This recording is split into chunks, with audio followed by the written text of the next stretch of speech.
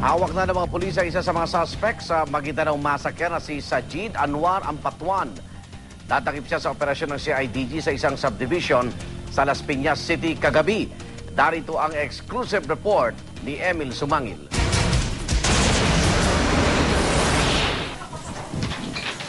Kasunod ng go signal ng asset, nilusob ng CIDG ang bahay na ito sa loob ng exclusive na BF Resort Subdivision sa Las Piñas, mag-alas 6 ng gabi.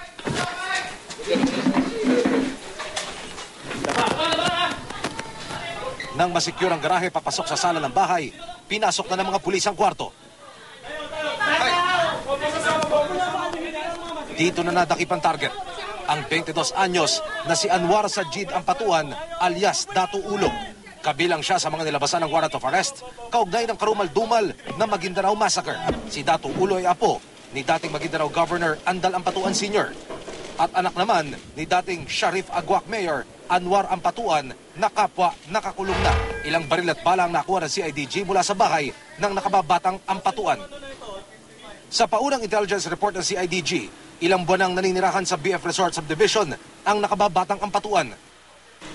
Sa loob ng kulang isang taon, dito sa loob ng isang exclusive subdivision sa Las Piñas City na malagi, si Anwar Sajid Ampatuan alias Datu Ulo.